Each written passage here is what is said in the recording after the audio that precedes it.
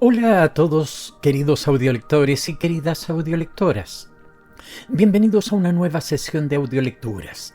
Hoy vamos a adentrarnos en la penúltima compilación de los cuentos de Guy de Maupassant. Pero antes una pequeña anécdota personal. Pensé que ayer era 1 de julio y resultado que estamos a 3. ¿Cómo pasa el tiempo? Guy de Maupassant tuvo un estilo de vida que influyó profundamente en su obra. Vivió intensamente, disfrutando de la vida social parisina y viajando por toda Europa. Sus experiencias y observaciones de la sociedad, la naturaleza y las relaciones humanas se reflejan vívidamente en sus escritos. Maupassant era un hombre de contradicciones por un lado, un amante de los placeres, y por otro, un observador agudo y crítico de las debilidades humanas. Estamos llegando al final de nuestra lectura de sus cuentos, y esta es la penúltima colección, o antepenúltima. Nos quedaría por explorar sus diarios, cartas, relatos de viajes, algunos cuentos largos y novelas que abordaremos en el futuro. Sin embargo, después de esta compilación daremos inicio a la lectura de otro escritor de importancia. Ahora los invito a relajarse y disfrutar de esta penúltima colección de relatos breves de Guy de Maupassant. Como siempre, es un placer leerles en voz alta y compartir juntos este viaje literario. Comencemos. Cuentos 32 de Guy de Maupassant. Un sueño. Desde que se casó, y hace ya 3 años, no había salido nunca del valle de Jiré, donde su marido tenía 2 fábricas de hilados, viviendo tranquila, sin hijos, feliz, en su casa oculta entre los árboles. El señor Vasseur, que la llevaba muchos años, era muy bueno. Ella le quería y nunca un pensamiento culpable había entrado en su corazón. Su madre pasaba todos los veranos con ellos en Jiré y volvía de nuevo a París en cuanto comenzaban a caer las hojas. Cada otoño Juana tosía un poco. El estrecho valle por el cual serpenteaba el río era húmedo y brumoso durante 5 meses del año. Una tenue niebla se formaba primero sobre los prados y el paisaje aparecía como un extenso lago sobre cuya superficie flotaran los tejados de las casas.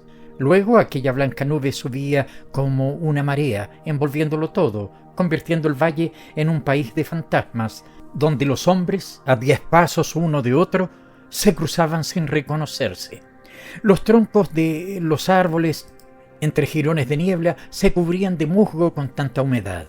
Pero las gentes que pasaban por las cercanías de la brumosa blancura del valle veían surgir las 2 chimeneas gigantes de las fábricas del señor Vasseur, que arrojaban día y noche al cielo sus enroscadas columnas de humo negro. Era la única señal aparente de vida en aquel hoyo cegado por una masa de algodón.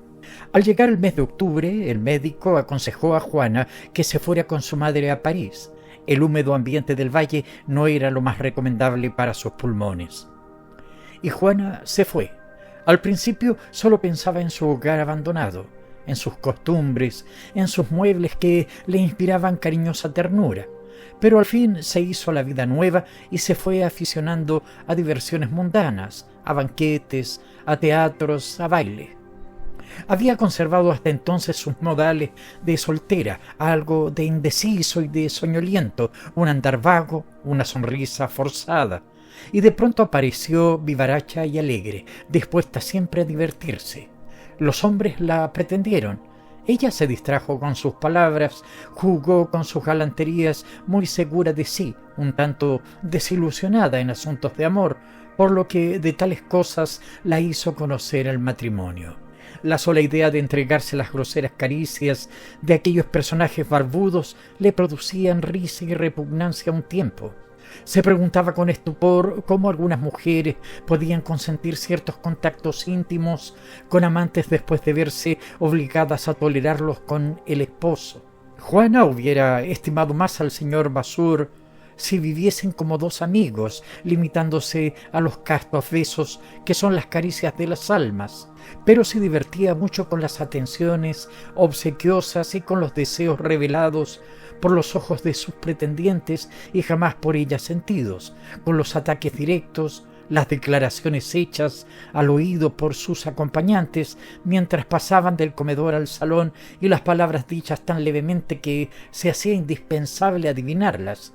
Todo aquello que no conmovía su alma ni su carne, hormigueando en su coquetería inconsciente, llenándola de satisfacción y haciendo sonreír sus labios, chisporrotear sus ojos y estremecer su corazón femenino que recibía las adoraciones como un homenaje forzoso. Le agradaban esas entrevistas al declinar la tarde, junto a la chimenea en el salón casi oscuro, cuando el hombre insiste inquieto, balbuciente, cuando tiembla y cae de rodillas. Era para Juana un placer exquisito y nuevo contemplar aquellas pasiones fogosas que no compartía. Decir no con la cabeza y con los labios, retirar sus manos, levantarse y pedir luces con la mayor frialdad y ver alzarse confuso y rabioso para que no le sorprendiera el criado en postura tan humilde al infeliz que suplicaba temblando a sus pies. Juana sabía reír secamente para helar una frase abrasadora. Tenía palabras duras que lanzaba como un jarro de agua fría sobre las promesas ardientes y entonaciones capaces de convertir en suicidas a los verdaderos enamorados. Dos jóvenes, entre todos, la perseguían con obstinación y eran completamente diferentes el uno del otro. Pablo Peronel, un buen mozo, galante y atrevido, afortunado con las mujeres y que sabía escoger y aguardar las ocasiones. El señor Davancel, que acercándose a Juana se estremecía, no atreviéndose apenas a expresar su ternura, pero siguiéndola con la sombra, confesando sus deseos desesperados en miradas penetrantes. Ella llamaba Capitán Estruendo al primero y Cordero Fiel al segundo, acabando por hacer de éste una especie de esclavo, sujeto a sus caprichos y del que usaba como de un lacayo. Poco se hubiera reído Juana si le dijeran que acabaría queriéndole, y sin embargo le quiso de un modo especial. Como a todas horas le veía, se acostumbró a su voz, a sus gestos y a sus maneras, como se acostumbra uno a todo lo que ve continuamente. Con frecuencia el rostro del Cordero Fiel se le aparecía en sueños obstinadamente, como era en realidad, dulce, delicado y humilde amante. Ella despertaba poseída por esas imaginaciones, creyendo sentirle y oírle aún. Pero una noche, tenía fiebre sin duda, Juana se vio sola con él en un bosquecillo, sentados juntos sobre la hierba. Él decía frases encantadoras, oprimiendo y besando sus manos. Ella sentía el calor de su piel, su agitado aliento, y sencillamente, sin extrañarse de lo que hacía, le acariciaba los cabellos. En el sueño pasan las cosas de muy distinta manera que en la vida. Juana rebosaba ternura por él, una ternura tranquila y profunda, dichosa de tocar aquella frente y de sentirle junto a ella. Poco a poco el amante la envolvía entre sus brazos, la besaba en las mejillas y en los ojos sin que Juana tratase de huir, y sus labios acabaron encontrándose. Entonces ella se abandonó. Aquello, la realidad no tiene éxtasis tan profundos, fue un momento de dicha inconcebible y sobrehumana, ideal y carnal, enloquecedora e imborrable. Juana despertó vibrando conmovida y no pudo volver a dormirse. Se sentía obsesionada, poseída por él, y cuando le vio realmente se turbó, y mientras él hablaba con timidez de sus amores, ella recordaba sin cesar, no pudiendo evitarlo, recordaba sin cesar la caricia suprema del ensueño delicioso. Le amaba con singular ternura, exquisita y sensual, fundada sobre todo en el recuerdo de aquel sueño, aun cuando ella temía que llegase a realizarse el deseo despertado ya en su alma. Él acabó comprendiéndolo. Ella se lo confesó todo, hasta el miedo que le inspiraban sus besos, y le hizo jurar que la respetaría. La respetó. Pasaron largas horas de amor exaltado, en las cuales solamente sus almas se acariciaban, separándose al fin enervados, desfallecidos, febriles. Sus labios alguna vez se unían, cerrando los ojos, saboreaban aquella caricia larga, siempre ideal y pura. Juana comprendió que no resistiría más tiempo y para evitar una caída segura escribió a su marido que deseaba volver al valle y reanudar allí su vida tranquila, solitaria. El señor Vasseur contestó una carta bonachona, disuadiéndola de volver a medio invierno y exponerse al cambio brusco y a las brumas glaciales. Juana se aterró, indignándose contra el marido confiado, que no comprendía, que no adivinaba las dichas de su corazón. Se presentó febrero luminoso y templado, y aun cuando Juana temía encontrarse largo rato a solas con su cordero fiel, aceptó en su compañía un paseo en coche al anochecer. Hubiérase dicho que aquella tarde la savia del mundo entero despertaba. De tal modo era tibio el ambiente. Llegaba la noche y el coche iba al paso. Ellos muy juntos y con las manos enlazadas. Esto acabó, estoy perdida, pensaba ella, sintiendo un deseo implacable, una imperiosa necesidad de aquella suprema caricia que se le había ofrecido tan completa en un sueño. A cada instante sus bocas se buscaban, se unían y se apartaban para volver a encontrarse. El cordero fiel no se atrevió a subir con ella cuando llegaron a su casa y se despidió en la puerta, dejándola turbada y desfallecida. Pablo Peronel la guardaba en el oscuro saloncito.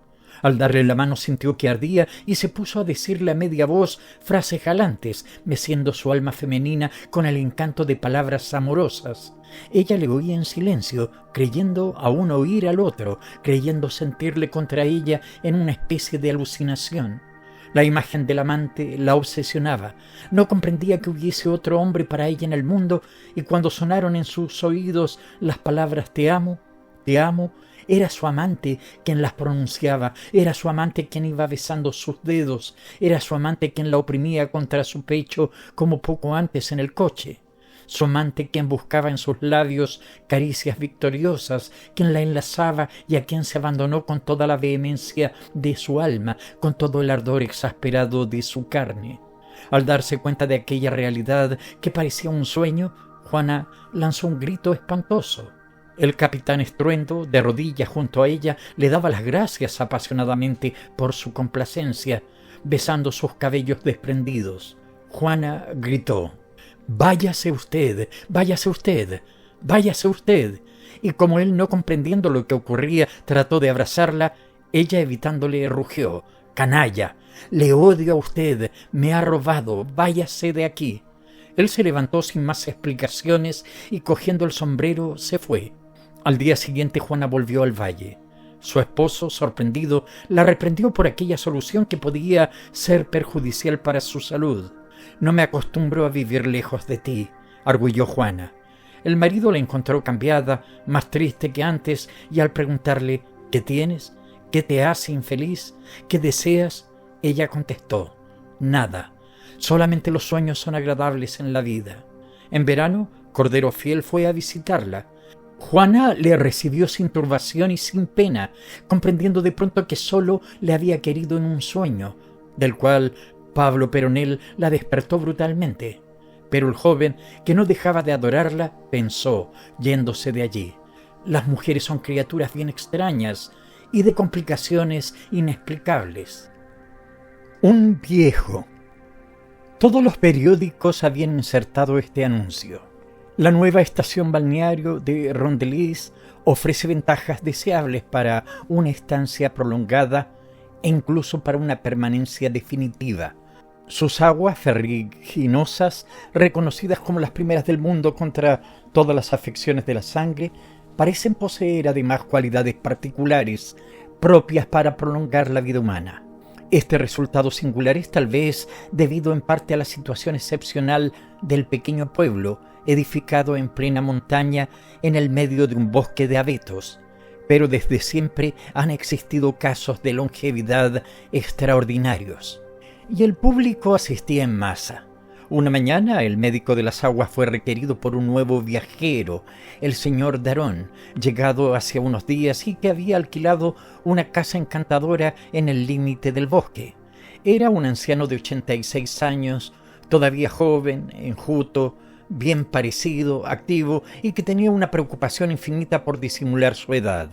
Hizo sentar al médico y le interrogó rápidamente: «Doctor, si estoy bien es gracias a la higiene.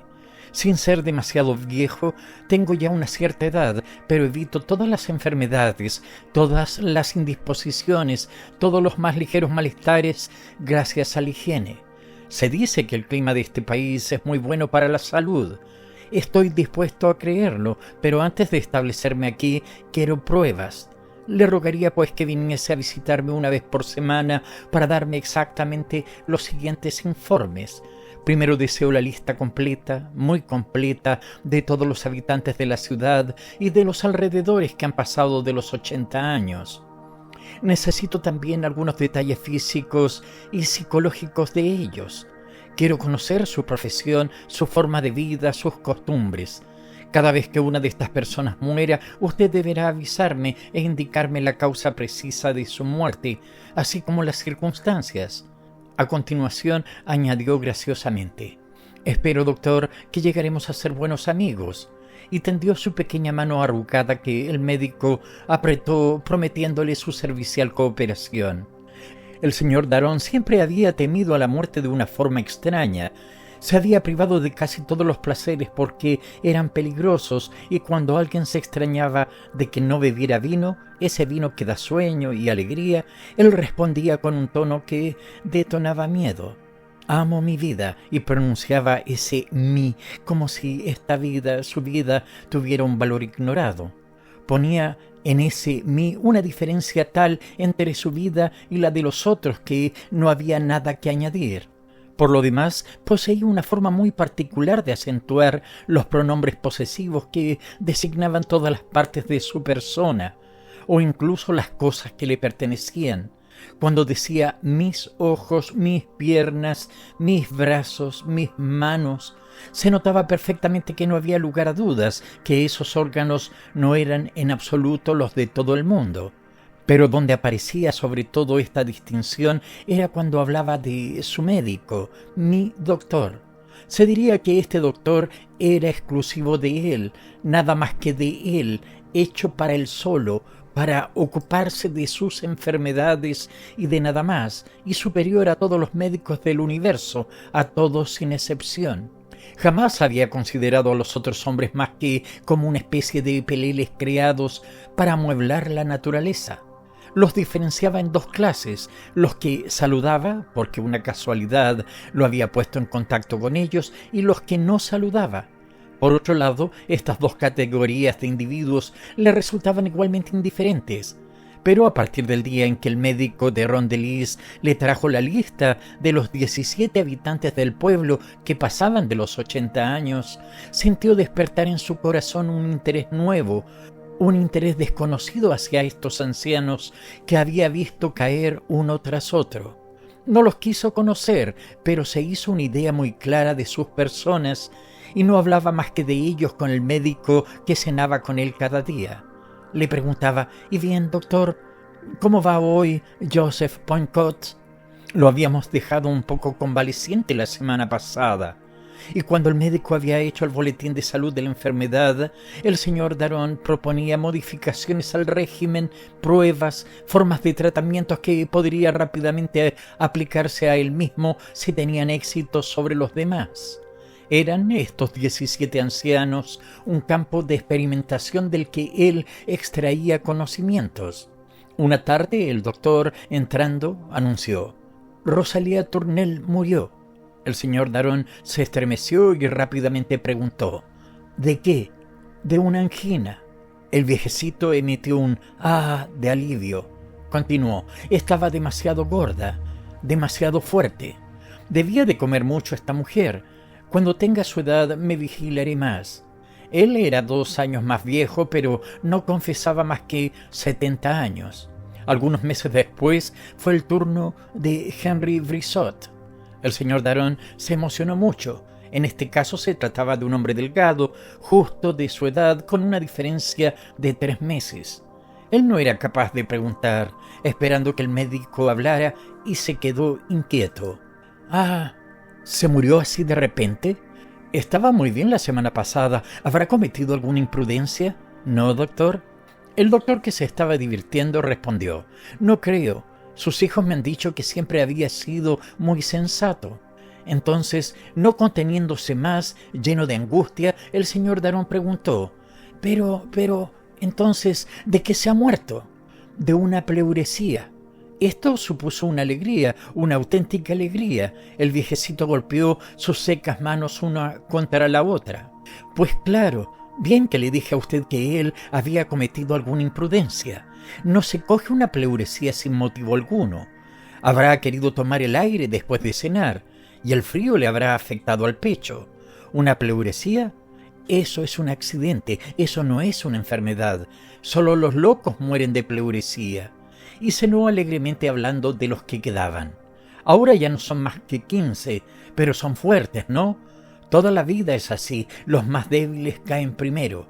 Las personas que pasan de los 30 tienen muchas posibilidades de llegar a los 60. Los que pasan de 60 llegan a menudo a 80, y los que pasan de 80 alcanzan casi siempre el centenario, porque estos son los más robustos, los más prudentes, los más vigorosos. 2 más desaparecieron de nuevo durante el año, uno de una disentería y el otro de un sofoco. Al señor Darón le hizo mucha gracia la muerte del primero y sacó la conclusión de que él había seguramente comido la víspera algo excitante. La disentería es la enfermedad de los imprudentes. ¿Qué diablos, doctor? Usted habría debido vigilar su higiene. En cuanto al que se lo había llevado un sofoco, este solo podía provenir de una enfermedad del corazón mal controlada hasta ese momento.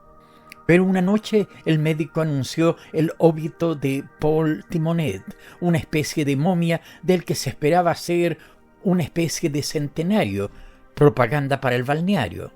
Cuando el señor Darón preguntó, según su costumbre, ¿de qué murió?, el médico respondió: «En verdad que no lo sé». «¿Cómo que no lo sabe? Siempre se sabe. ¿No tenía alguna lección orgánica?». El doctor movió la cabeza. «No, ninguna». «Tal vez alguna afección al hígado o los riñones». «En absoluto. Todo estaba sano». «¿Había observado si el estómago funcionaba regularmente?». «Un ataque proviene a menudo de una mala digestión». «No ha tenido ataque». El señor Darón, muy perplejo, se agitaba. «Pero veamos, de algo tuvo que morir». «¿De qué, según usted?». El médico levantó los brazos. «No sé nada, absolutamente nada. Murió porque murió. Ya está».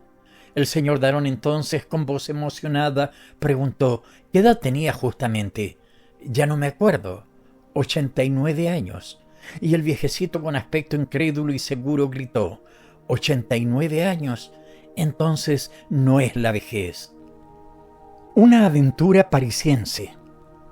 ¿Existe en la mujer un sentimiento más agudo que la curiosidad? ¿O saber, conocer, tocar lo que se ha soñado? ¿Qué no haría por ello? Una mujer, cuando su curiosidad impaciente está despierta, cometerá todas las locuras, todas las imprudencias, tendrá todas las audacias, no retrocederá ante nada.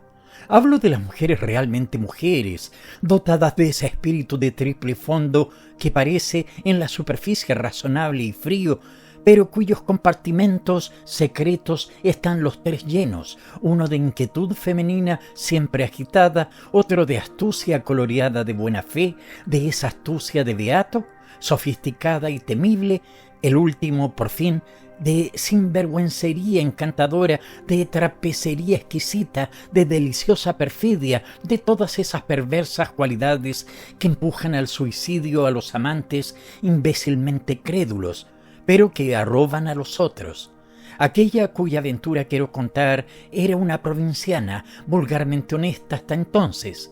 Su vida tranquila en apariencia discurría en su hogar entre un marido muy ocupado y 2 hijos a los que criaba como mujer irreprochable. Pero su corazón se estremecía de curiosidad insatisfecha, de un prurito de lo desconocido.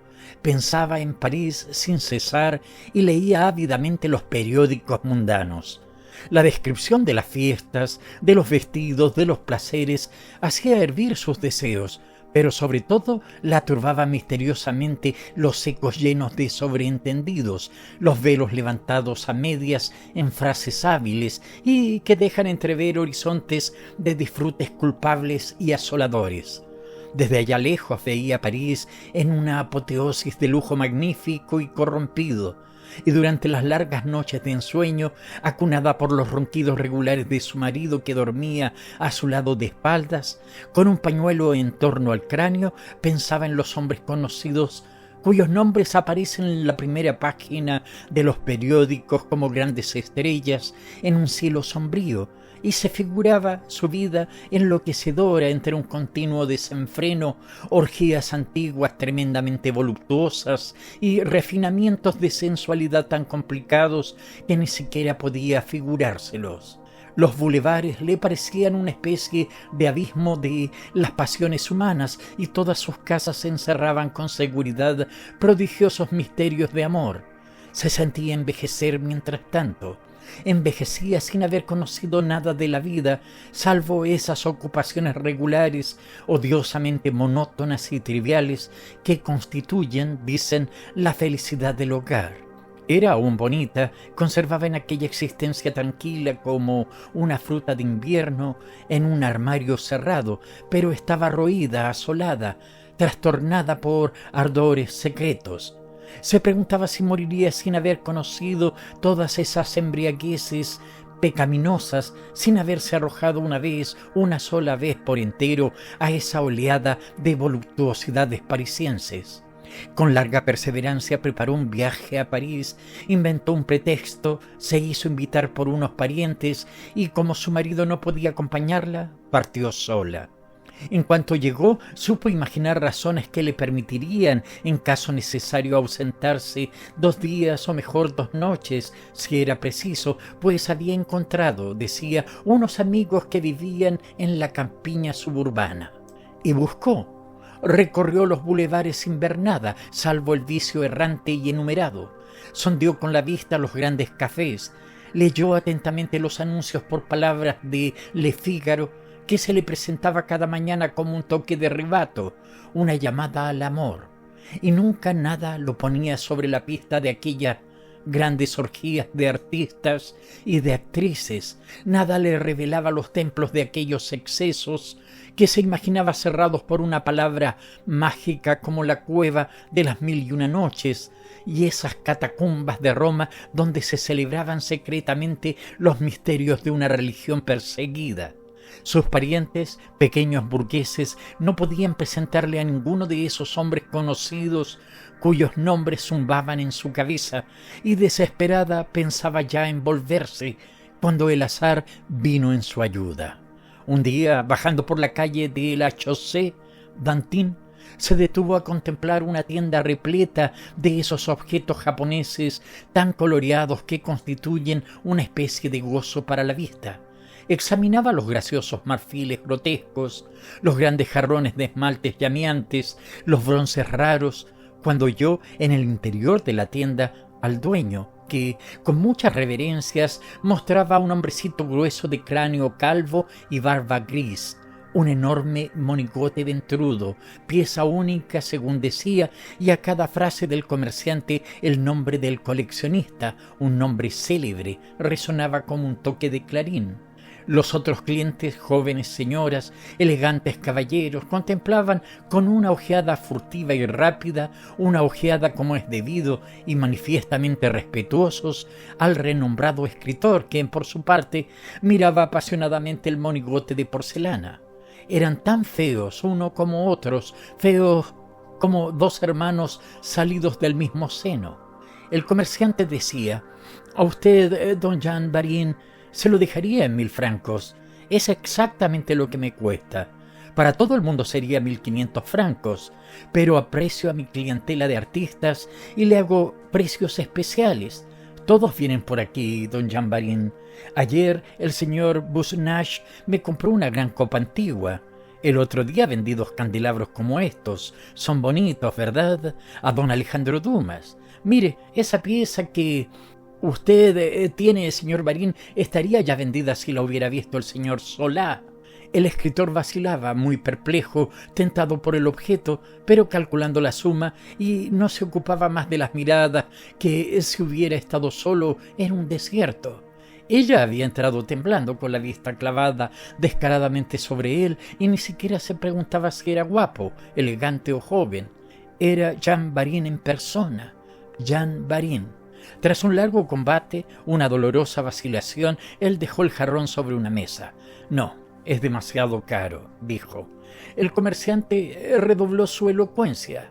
«Oh, don Jean Varin, demasiado caro. Vale muy a gusto 2000 francos».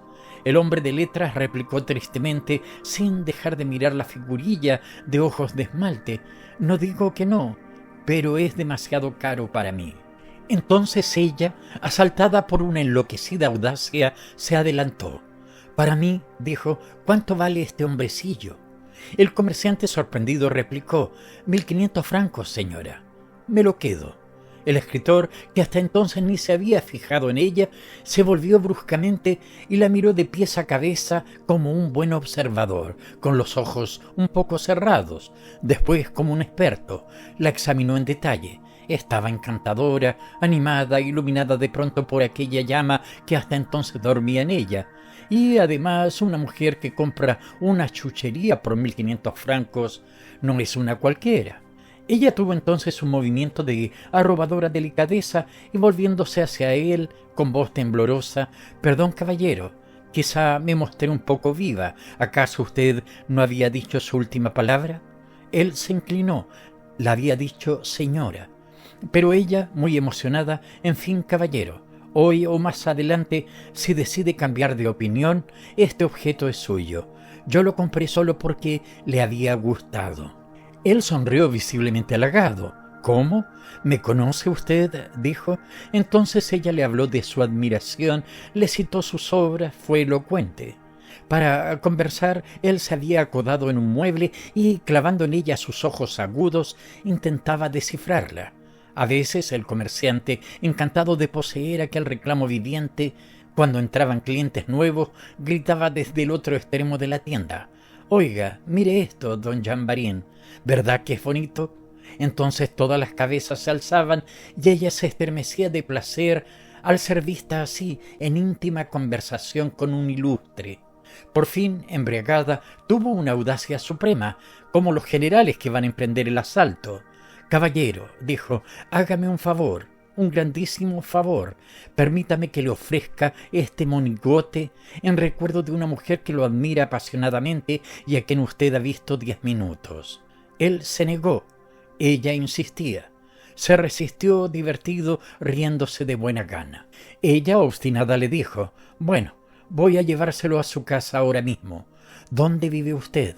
Se negó a dar su dirección, pero ella, preguntándosela al comerciante, la supo y, una vez pagada su adquisición, escapó hacia un coche de punto. El escritor corrió para alcanzarla, sin querer exponerse a recibir aquel regalo que no sabría a quién devolver. Se reunió con ella cuando saltaba al coche y se lanzó. Casi cayó sobre ella, derribado por el Simón que se ponía en camino. Después se sentó a su lado, muy molesto. Por mucho que rogó, que insistió, ella se mostró intratable. Cuando llegaban delante de la puerta, puso sus condiciones. «Accederé», dijo, «a no dejarle esto si usted cumple hoy todos mis deseos». La cosa le pareció tan divertida que aceptó. Ella preguntó: «¿Qué suele hacer usted a esta hora?». Tras una leve vacilación: «Doy un paseo», dijo. Entonces, con voz resuelta, ella ordenó: «Al bosque». Se pusieron en marcha. Fue preciso que él le nombrara a todas las mujeres conocidas, sobre todo a las impuras, con detalles íntimos sobre ellas, sus vidas, sus hábitos, sus pisos, sus vicios. Atardeció. «¿Qué hace usted todos los días a esta hora?», dijo ella. Él respondió riendo: «Tomó un ajenjo». Entonces gravemente agregó ella: «Entonces, caballero, vamos a tomar un ajenjo». Entraron en un gran café del boulevard que él frecuentaba, donde encontró a unos colegas. Se los presentó a todos. Ella estaba loca de alegría y en su cabeza sonaban sin cesar estas palabras: «Al fin, al fin». Pasaba el tiempo y ella preguntó: «¿Es su hora de cenar?». Él respondió: «Sí, señora». «Pues entonces vamos a cenar». Y al salir del café Viñón: «¿Qué hace usted por la noche?», dijo. Ella miró fijamente. Depende, a veces voy al teatro. Pues bien, caballero, vamos al teatro. Entraron en el vodevil, gratis, gracias a él y gloria suprema. Toda la sala la vio a su lado, sentada en una butaca de palco. Terminada la representación, él le besó galantemente la mano. Solo me queda, señora, agradecerle el delicioso día. Ella lo interrumpió. A esta hora, ¿qué hace usted todas las noches? Pues vuelvo a casa. Ella se echó a reír con una risa trémula. Pues bien, caballero, volvamos a casa. Y no hablaron más. Ella se estremecía a ratos, temblorosa de pies a cabeza, con ganas de huir y ganas de quedarse, con en lo más hondo de su corazón una voluntad muy firme de llegar hasta el final. En la escalera se aferraba al pasamanos, tan viva era su emoción, y él subía adelante, sin resuello, con una cerilla en la mano. En cuanto estuvo en el dormitorio, ella se desnudó a toda prisa y se metió en la cama sin pronunciar una palabra y esperó acurrucada contra la pared. Pero ella era tan simple como puede serlo la esposa legítima de un notario de provincias, y él más exigente que un bajá de 3 colas. No se entendieron en absoluto. Entonces él se durmió. La noche transcurrió turbada solamente por el tic-tac del reloj, y ella, inmóvil, pensaba en las noches conyugales, y bajo los rayos amarillos de un farol chino miraba, consternada a su lado, a aquel hombrecillo de espaldas, rechoncho, cuyo vientre de bola levantaba la sábana como un globo de gas.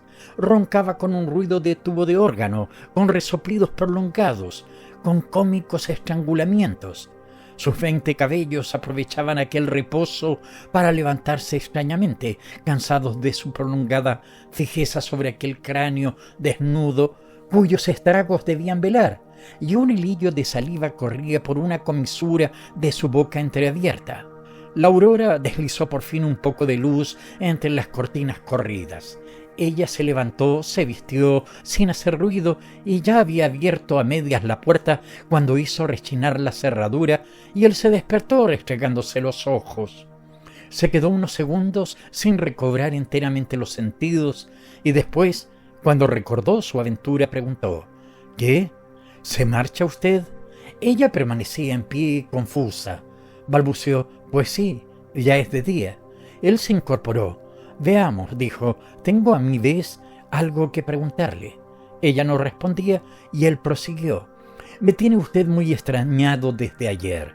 Sea franca, confiéseme por qué ha hecho todo esto, pues no entiendo nada. Ella se acercó despacito, ruborizada como una virgen. Quise conocer el vicio, y bueno, no es muy divertido. Y escapó, bajó la escalera, se lanzó a la calle.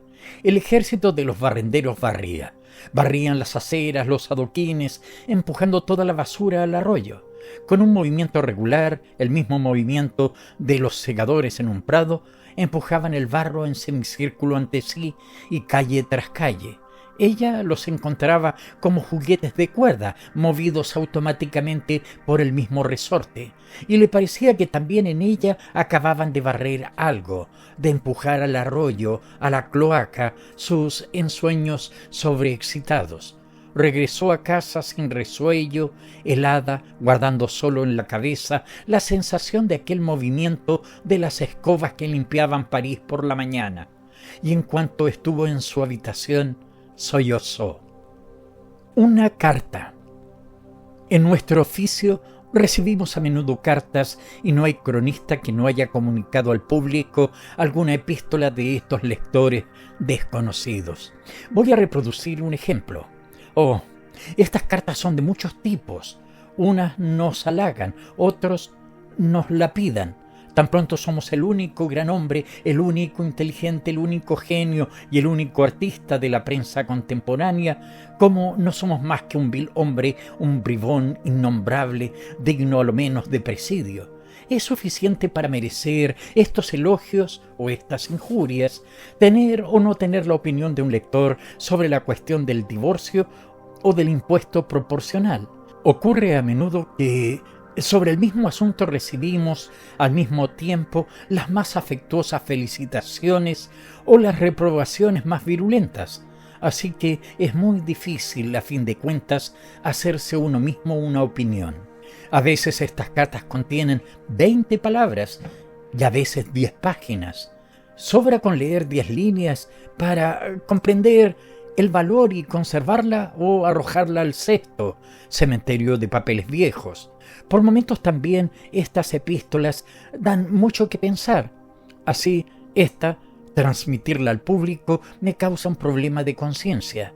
Conciencia no es tal vez la palabra justa, y no hay duda que mi lectora, es una mujer la que me escribe, no me supone un grave problema. Yo mismo doy prueba, haciendo ver que me cargan de comisiones parecidas, de una ausencia de sentido moral que tal vez me reprocharán. Yo me he preguntado también, con cierta inquietud, ¿por qué había sido seleccionado entre tantos otros? ¿Por qué se me había juzgado más apto que todos para hacer el servicio solicitado? ¿Cómo había podido creer que yo no me ofendería? Después pensé que la naturaleza ligera de mis escritos bien podía haber influido sobre el dubitativo juicio de una mujer y le eché la culpa de ello a la literatura.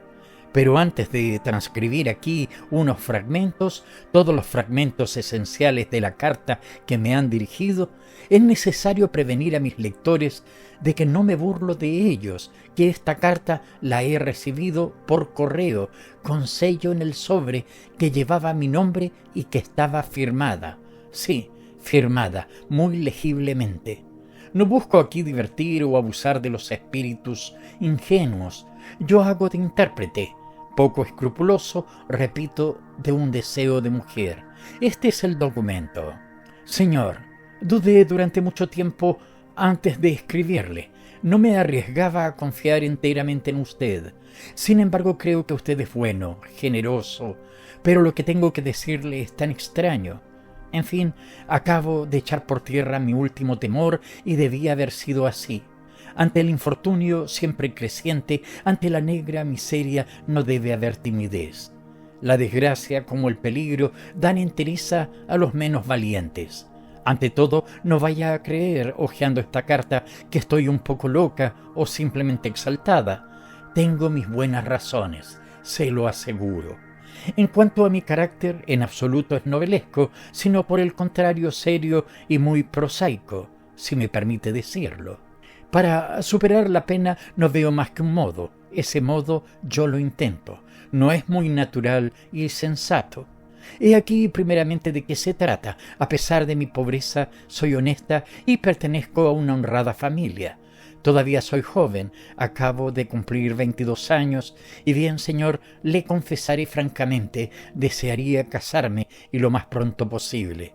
No es que la vida de soltera me pese, lejos de ello, pero escuche un poco mis razones y verá cómo de hecho tengo razón en querer renunciar a mi libertad. Nuestra familia se compone de...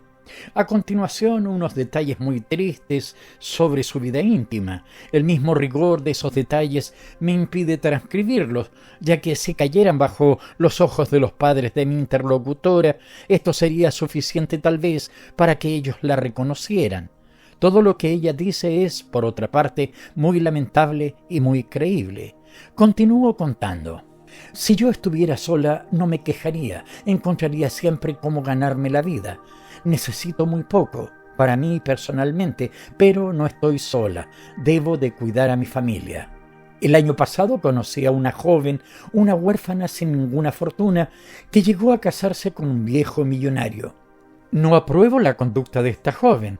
Tenía 19 años, era muy guapa y un hombre encantador la amaba, un periodista que ella también amaba, creo. Por ello, la censuro y la compadezco al mismo tiempo. Ella ha, sin estar obligada a ello, sacrificado la felicidad por la riqueza. Para mí, ya que no tengo felicidad que sacrificar, nadie me ha querido nunca, también sería muy feliz si encontrara un hombre que quisiera encargarse de mí y de mi familia. Esto es obvio. Que este hombre sea viejo o feo no me importa. Solo pido una cosa, que sea rico. A cambio de su dinero, yo le daría mi juventud y mi fidelidad, incluso tal vez mi gratitud si él es bueno. Señor, he pensado que, conociendo tanto mundo, usted debía tratar un buen número de solteros. Si entre estos últimos usted encuentra uno que no supiera qué uso darle a su fortuna y que no fuera un enemigo demasiado encarnizado del matrimonio, ¿quisiera usted hablarle de mí? Tomándome por esposa, hará además una acción tan buena como dando dote a doncellas virtuosas o fundando hospitales para los gatos y los perros. Se lo ruego, Señor, concédame los servicios que le pido. Es decir, recomiéndeme a todos los solterones que usted conoce y dígale a él que sea lo suficiente loco o lo bastante generoso para querer desposarse conmigo. Ay, tengo mucho miedo de quedarme solterona. Dígale que se dirija a señorita. El apellido aparece con todas las letras.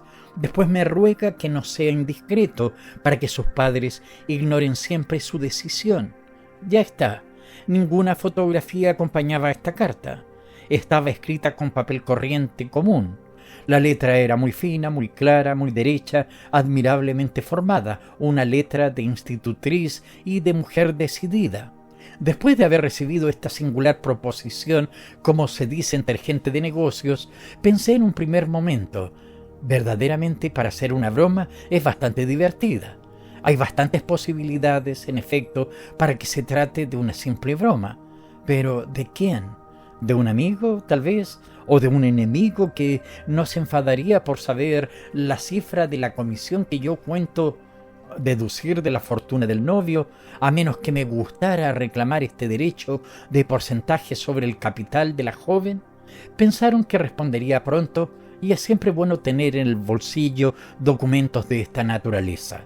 Es verdad que doy a este amigo o a este enemigo desconocido una idea bastante limitada de mi delicadeza, pero es necesario estar convencido, en principio, de que los demás nos juzgan siempre peores o mejores de lo que nosotros somos.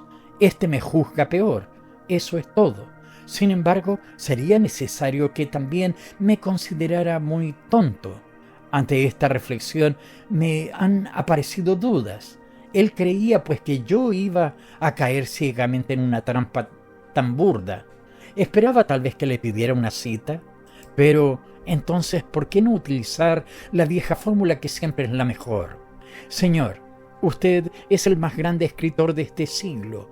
No sabría explicarle la enardecida admiración que siento por su genio. ¿Cómo me gustaría verle, tocarle las manos, mirar sus ojos? Diga, ¿usted quiere?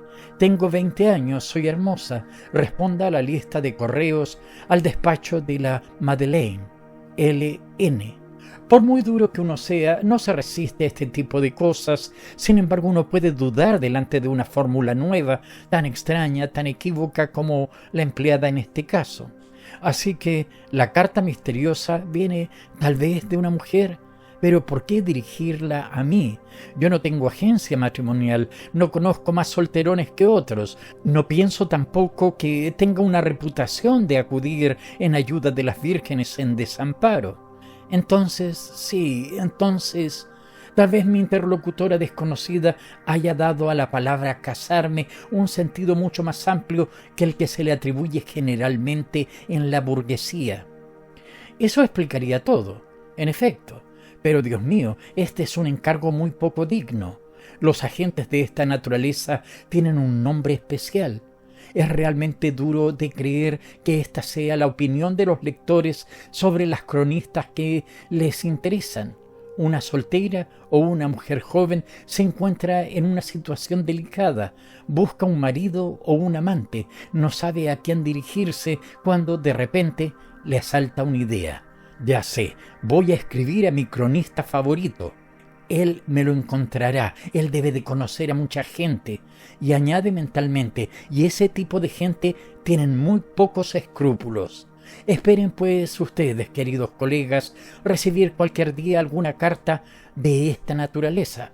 Señor, tengo necesidad de conocer una inteligente mujer, discreta, que no tenga nada más esencial en la vida que traer al mundo niños vivos.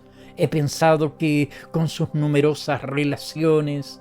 Y bien, no, señorita. Si hay que leer entre líneas su carta, yo no puedo encargarme de ese trabajo. Y mis medios personales no me permiten tampoco venir en ayuda de su familia. Pero también es posible que esta pobre chica haya escrito esta carta sinceramente, que empujada por la miseria, no sabiendo ya qué hacer, perdiendo la cabeza, no viendo a nadie que pueda ayudarla, se diga a sí misma: ¿es tal vez este periodista un valiente hombre que comprende mi situación y me tenderá la mano?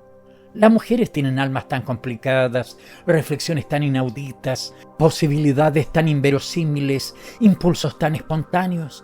Las raíces de sus combinaciones son tan profundas y a veces también sus maquinaciones tan simples que ellas nos desconciertan por su candidez. Verdaderamente es posible, muy posible, que esta joven, después de haber leído alguno de estos artículos en los que nosotros parece que tenemos un gran corazón, se haya dicho: «He aquí mi Salvador». Es en esta hipótesis en la que me he quedado. No es la más creíble, pero sí la más generosa. He pues intentado socorrer a mi singular interlocutora y he hecho la misma pregunta a todos los solteros de mi alrededor. ¿No querría usted contraer matrimonio? Conozco una joven que le iría bien, y todos han respondido: ¿la dote es buena? Entonces me dirigí a los más viejos, a los más feos, a los deformes. Estos hacían ademanes interesantes y murmuraban con una sonrisa: ¿es rica? Fue entonces cuando me vino la idea. Esperanza suprema y supremo pensamiento, como habría dicho Víctor Hugo, con un llamamiento público a los solterones. No nombro a mi soltera, nada puede darla a conocer. Permanezco absolutamente discreto y le transmitiré, sin abrirlas, las proposiciones lacradas que me envíen para ella. Veamos, señores, ¿hay alguno entre ustedes que tenga un corazón verdaderamente generoso? No importa que sea jorobado, retorcido u octogenario. No puedo hacer nada mejor para terminar que citar la propia frase de mi interlocutora. A cambio de su dinero, yo le entregaré mi juventud y mi fidelidad, incluso tal vez mi reconocimiento. Si es bueno, tomándome por esposa, hará además una acción tan buena como dando dote a doncellas virtuosas o fundando hospitales para los gatos y los perros. ¡Ánimo, señores! Una cena de Nochebuena. No sé exactamente el año. Llevaba todo un mes cazando por aquellos lugares con un brío impetuoso y una alegría salvaje, con ese ardor que se tiene para las pasiones nuevas. Me hallaba en Normandía, en casa de un pariente soltero, Jules de Banneville, y éramos solamente nosotros dos, una doncella, un doméstico y el guarda del castillo señorial. Este castillo, viejo edificio grisáceo, rodeado de pinos, en cuyo interior había unas largas avenidas de castaños azotados por el viento, parecía abandonado desde siglos. Un mobiliario antiguo era lo único que contenían aquellos salones siempre cerrados, donde antaño unos personajes cuyos retratos se veían colgados en un corredor tan desapacible como las avenidas, recibían ceremoniosamente a los nobles vecinos. Pero nosotros nos habíamos refugiado en la cocina, único rincón habitable de la mansión, una inmensa cocina, cuyas paredes, perdidas en las tinieblas, se iluminaban cuando se arrojaba un nuevo haz de leña en la amplia chimenea. Todas las noches, después de despabilar una dulce modorra ante el fuego, y una vez que de nuestras botas se había evaporado la humedad, subíamos a nuestra habitación, mientras que los podencos allí mismo, como sonámbulos, soñando escenas de caza, lanzaban ladridos amortiguados. La habitación era la única pieza del castillo que se había techado y enyesado completamente a causa de los ratones, pero la habían dejado sin muebles, blanqueada de cal, y en las paredes solamente colgaban unas escopetas, varios látigos y algunos cuernos de caza. Colocadas en los dos rincones de esta choza siberiana había dos camas, en las cuales nos deslizábamos tiritando. Frente al castillo, a una legua de distancia, el acantilado caía a pico sobre el mar y noche y día los poderosos vientos del océano arrancaban suspiros de los recios árboles encorvados, gemidos al techo y a las veletas, y hacían rechinar todo el venerable edificio invadido por el viento que entraba por entre sus tejas sueltas, sus chimeneas grandes como abismos y sus ventanas que no cerraban ya. Aquel día había helado de una manera horrible. Al llegar la noche, nos sentamos a la mesa ante el gran fuego de la alta chimenea, donde asaban un lomo de liebre y 2 perdices, que olían muy bien. Mi primo levantó la cabeza y dijo: «No hará calor cuando nos acostemos». Indiferente repliqué: «No, pero tendremos patos en los estanques mañana por la mañana». La sirvienta, que ponía nuestros cubiertos en un extremo de la mesa y los de los domésticos en el otro, preguntó: «¿Saben los señores que esta noche es Nochebuena?».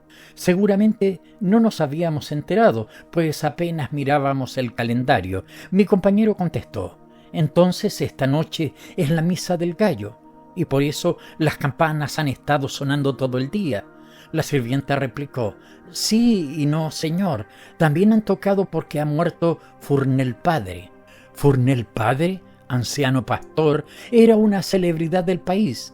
Tenía 86 años de edad y nunca había estado enfermo hasta el momento en que, un mes antes, había cogido un frío al caerse dentro de una charca en una noche oscura.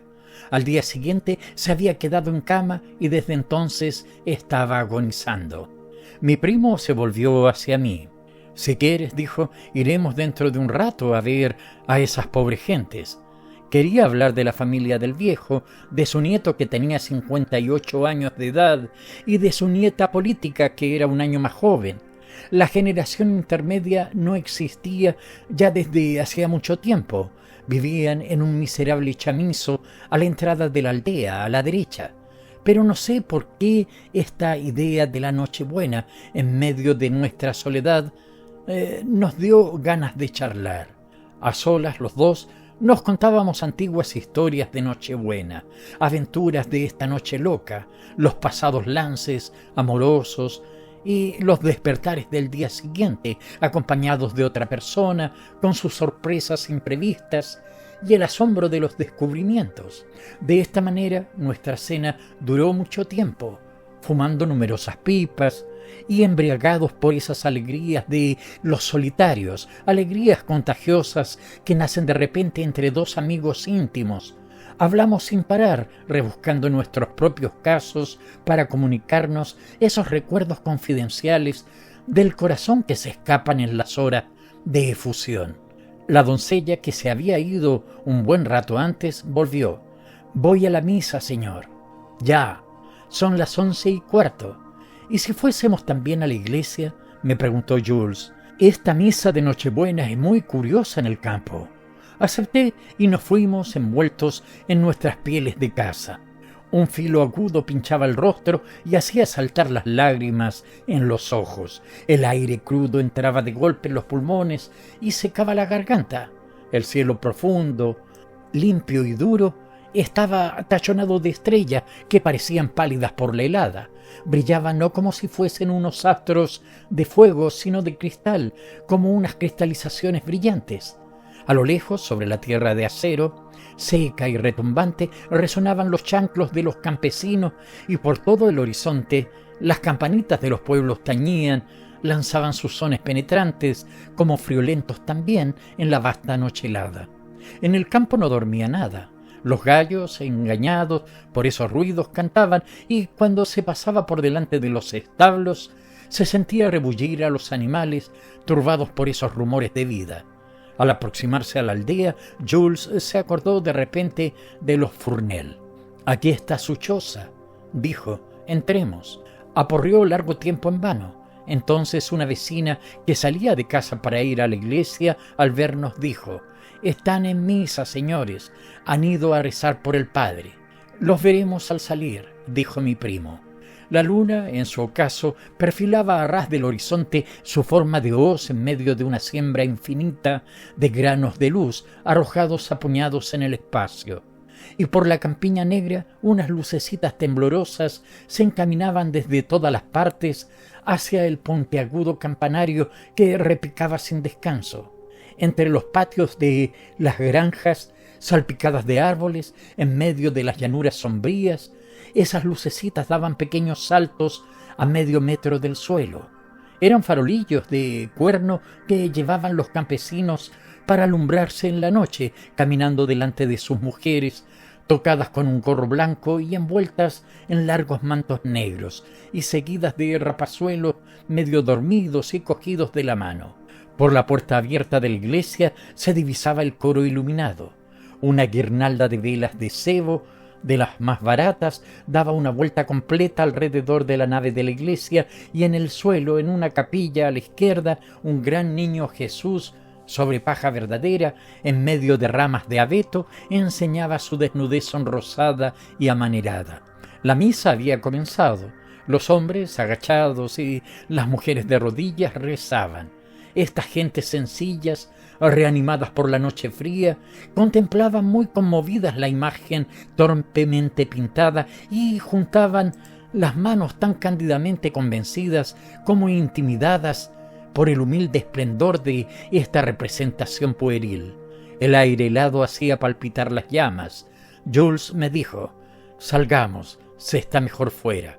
Y por el camino abierto, mientras que los toscos campesinos se prosternaban y tiritaban de frío devotamente, nos pusimos a charlar otra vez de nuestros recuerdos, y durante tan largo rato que habíamos terminado la misa cuando llegamos a la aldea. Un hilo de luz se veía bajo la puerta de los Fournel. «Velan al muerto», dijo mi primo. «Entremos en casa de esta pobre gente, eso les agradará». Agonizaban unos tizones en la chimenea. La pieza negra, cubierta de un barniz de suciedad y con sus vigas carcomidas y ennegrecidas por el tiempo, estaba llena de un olor sofocante a morcillas asadas en una parrilla.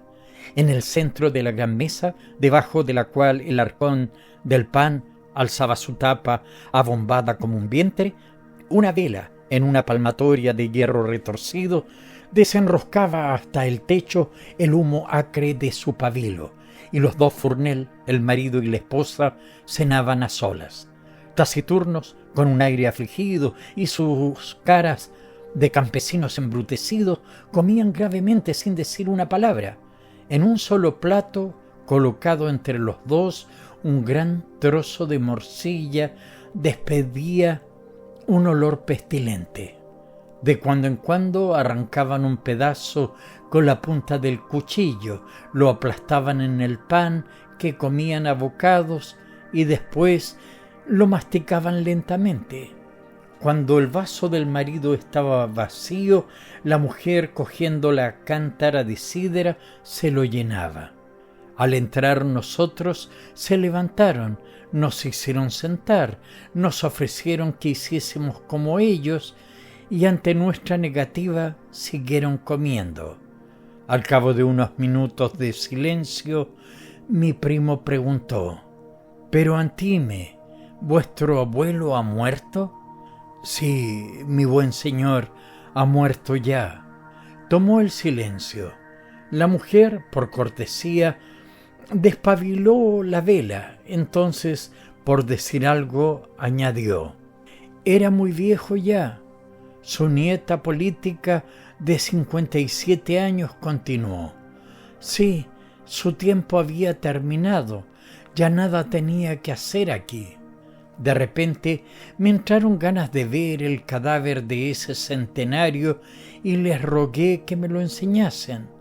Los dos campesinos, plácidos hasta entonces, se conmovieron bruscamente. Sus ojos inquietos se interrogaron y no respondieron.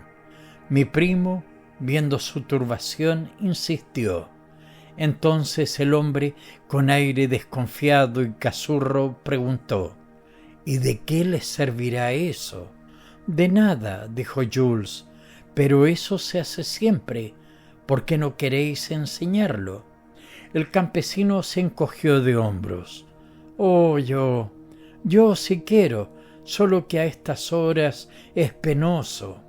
Mil suposiciones nos pasaban por la mente, y como los nietos del muerto no se movían y permanecían frente a frente con los ojos bajos, con esa cara de palo de las gentes descontentas que parece decir marchaos, mi primo le habló con autoridad. Vamos, Antime, levantaos y conducidnos a su habitación. Pero el hombre, que había tomado su resolución, respondió con gesto enfurruñado: esa es la pena, señor, no ha podido estar allí. Pero entonces, ¿dónde está? La mujer atajó a su marido: se lo voy a decir, lo hemos puesto hasta mañana en el arcón porque no teníamos ningún sitio.